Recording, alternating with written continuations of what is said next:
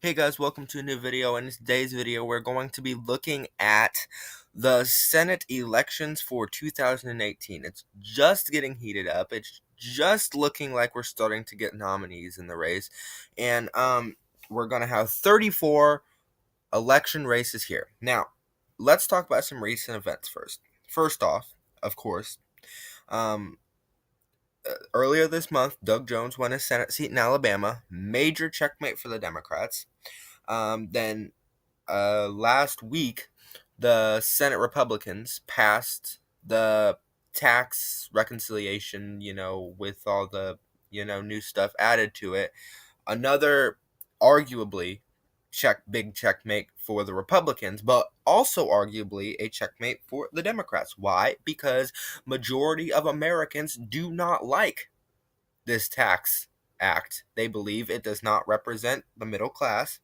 Even Republicans, may I add, my grandparents, very strong Republicans, do not support this because they will save nothing on this particular act. And then Paul Ryan comes out and says he does not care what the polls say. It's all going to happen when it happens. And that's going to make it popular. Well, it just doesn't work that way. You listen to your constituents, that's how it works. So, checkmate for the Republicans, arguably a checkmate for the Democrats, depending on which side of the tax act that you're on. So now let's take a look at this map. First off, let's take a look at some areas that are going to be up for grabs. Actually, let's look at the safe states first. So we'll start with Dianne Feinstein. Her seat is safe. Maria Cantwell. Her seat is safe. Now down to Martin Heinrich. His seat is safe. Amy Klobuchar, safe. Kirsten Gillibrand, safe. Bernie Sanders, safe. Angus King is safe. Elizabeth Warren, safe. Sheldon Whitehouse is safe. Chris Murphy, safe. Bob Menendez is safe. Tom Carper is safe. And Ben Cardin is safe. In addition, Tim Kaine is going to be safe. Joe Manchin is going to be safe. People think that Joe Manchin is not safe. Guys, Joe Manchin is safe. He is safer than anybody who is on this map today. Joe Manchin is safe. I don't care how Republican West Virginia goes in a presidential election year. The Senate is a different story, and Joe Manchin is beyond safe for his Senate seat. Now, for the Republicans, Orrin Hatch is going to be safe. John Barrasso is going to be safe. Debbie Fisher is safe. And Roger Wicker is safe. We'll talk about Texas in a second. We'll talk about Tennessee in a second. And we'll obviously talk about Arizona and Nevada because those are going to be the highlights of this. Those are actually probably going to be major deciding factors in who wins control of the United States Senate right there in the Southwest. So let's start here with the Minnesota second special election. Al Franken's resigned. He's going to be out January 2nd. That's his last time in the United States Senate. Given the circumstances of why there's a special election here, which is going to be a double special election in 2018, I believe on election day, on Senate election day. But given the circumstances, I'm only going to give this to leans Democrats. But this is Minnesota. Hillary Clinton won it. It's a arguably very good Democratic stronghold. I think with some help from Amy Klobuchar, who will be on her own campaign trail, but I'm sure she'll help this special election nominee out.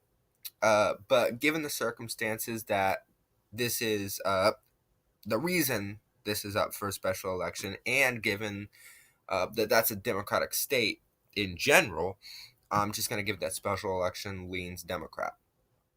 Tammy Baldwin is she's popular, okay? She's, Midwesterner, populist in some sorts of ways, but it's hard for a very, very democratic liberal candidate to lose a state in the Midwest just because of their economic stances.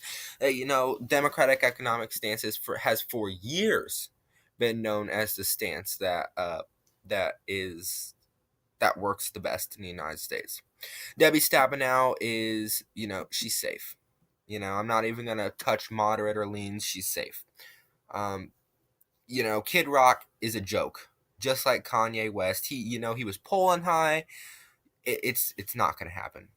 Guys, it's not gonna happen that way. Um, Sherrod Brown, people think he is vulnerable. I'm gonna lean it to him. I think he's popular enough to keep it. Um, but he's on the fence. He's vulnerable. He is vulnerable. But I think he's just popular enough to keep it. Bob Casey, and if he doesn't win Ohio, there's a very big chance he could run for president in 2020. Bob Casey, I'm going to give this to him moderately. I don't see him losing this seat in Pennsylvania. Even if Donald Trump won a Republican won it once, it's not a Republican state. Still Democratic stronghold in state terms. Still probably going to be Democratic stronghold in national elections as well. To the state of Indiana, Joe Donnelly, I'm not entirely sure about this. Just given everything, I'm going to give this leans Republican. I'm also going to lean Claire McCaskill's seat to the Republicans. Now we're at 49 to 43. Mazie Hirono not going to lose her seat. I don't think Bill Nelson will lose his seat. Dean Heller is going to lose his seat. I can say that with, pretty high confidence. Not popular. Dean Hiller's going to lose his seat. Jackie Rosen will go on to be the next senator from the state of Nevada. Kirsten, I don't remember what it is, but I think it's Kristen Sinema is running here. This was highly expected, highly likely. She's very popular. If she is the nominee, she'll win that right there. Heidi Heitkamp keeps her seat, but just narrowly. It's going to be narrow either way. It's a Democrat instead of North Dakota. Same way in the state of Montana. Now look at that. 49 to 49. It all comes down to well, actually it's 48 to 49 because the Republicans lost the state of Alabama. I don't know why they didn't update that. I actually want to come down here to Texas first. Beto O'Rourke, I don't know how to say his name, I'm sorry. He's young. He's charismatic. He's liked. For the sake of not having controversy and wars in my comments, I'm going to lean this to Ted Cruz. But Ted Cruz's approval rating is not as high as you think here. But for the sake of party line voting and for the sake of me not getting killed or something, I'm going to lean the state of Texas to Ted Cruz. Here we are, Tennessee. Another one that I want to turn red.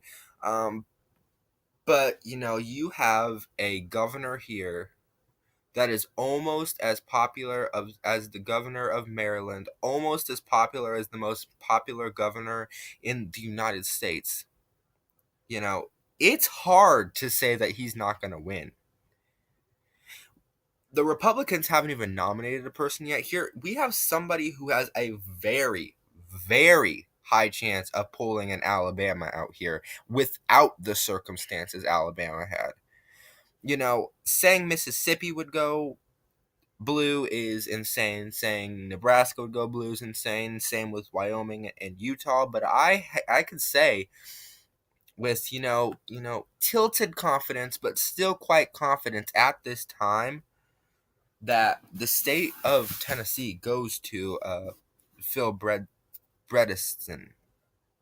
So here we go, 50 to 50, but not counting Alabama. If we go over to the new Congress, actually it is 50 to 50. Vice President breaks the tie. Mike Pence is a Republican. Republicans maintain control of the United States Senate in this prediction. It'll all be interesting. Thanks for watching.